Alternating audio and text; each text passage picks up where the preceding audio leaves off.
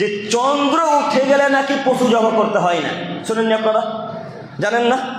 হাজারো মানুষ বলে, বেশি মায়েরা বলে, এ বেটা ওই যে জিলহজ মাসে চন্দ্র উঠেছে রে বেটা, আর গরু ছাগল কাটিস না, আর মুরগি কিনিস না বেটা, আর পোলট্রি কাটিস না। শুনেননি মনে হয় না?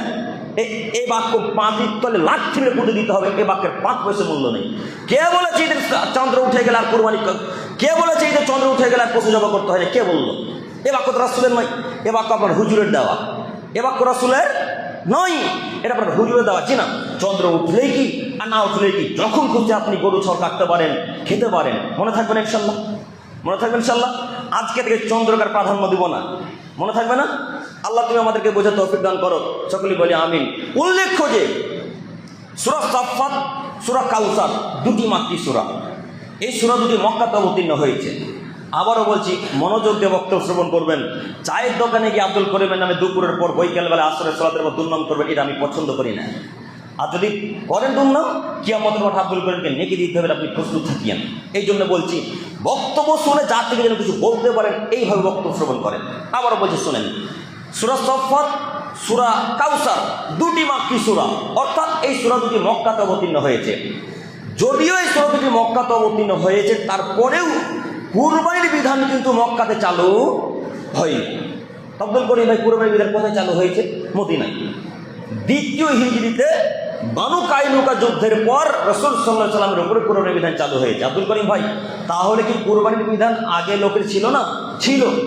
মধ্যে কিছুদিন কুরবানি বন্ধ হয়ে গিয়েছিল। মধ্যে কিছুদিন ঈসা আলাইহিস সালামের পর থেকে নিয়ে কুরবানি চলতো না, তারা কুরবানি দিত না। আবার বানু কাইনুকা যুদ্ধের পর দ্বিতীয় হিজরিতে মদিনাতে আল্লাহ নবী সাল্লাল্লাহু আলাইহি ওয়াসাল্লামের উপরে আমাদের আল্লাহ কুরবানি বিধানকে চালু করলেন। মনে থাকবে ইনশাআল্লাহ? এই কুরবানি দ্বিতীয় হিজরিতে মদিনাতে চালু হয়েছে, মক্কাতে নয়। সম্মানিত দিনী ভাইয়ের নামে আপনাকে বলতে চাচ্ছিলাম, কুরবানির বিধান এইভাবেই আল্লাহ তাআলা দিয়েছেন, যে হযরত ইব্রাহিম আলাইহিস সালামের সুন্নাত হিসেবে আমরা আজ পর্যন্ত পালন করে আসছি।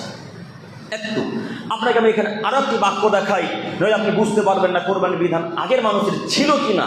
যেহেতু কুরবানি নিয়ে বক্তব্য, তাই আজকে আমাদের কুরবানি সম্পর্কে আলোচনা চলবে ইনশাআল্লাহ। একটু মহান আল্লাহ তাআলা বলেন, ওয়ালিকুল্লি উম্মাতিন জাআলনা মানসাকান লিয়াযকুরু ইসমাল্লাহি আলা মা রাযাকাহুম মিন বাহিমাতিল আনআম।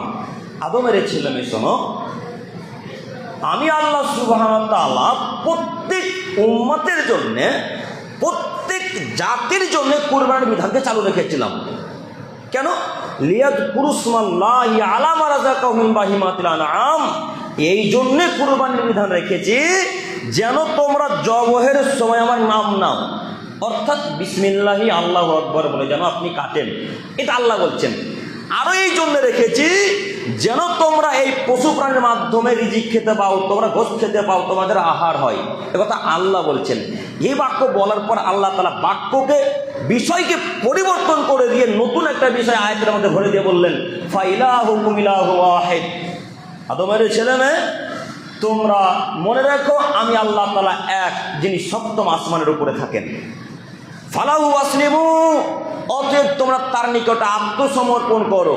ওয়াবাশশিরিল মুখবিতিন, মুহাম্মদ সাল্লাল্লাহু আলাইহি সাল্লাম, সাল্লাল্লাহু আলাইহি সাল্লাম বললেন, সবাই যতবার মুহাম্মদ বলবো ততবার সাল্লাল্লাহু আলাইহি সাল্লাম বলবেন। মনে থাকবেন ইনশাআল্লাহ?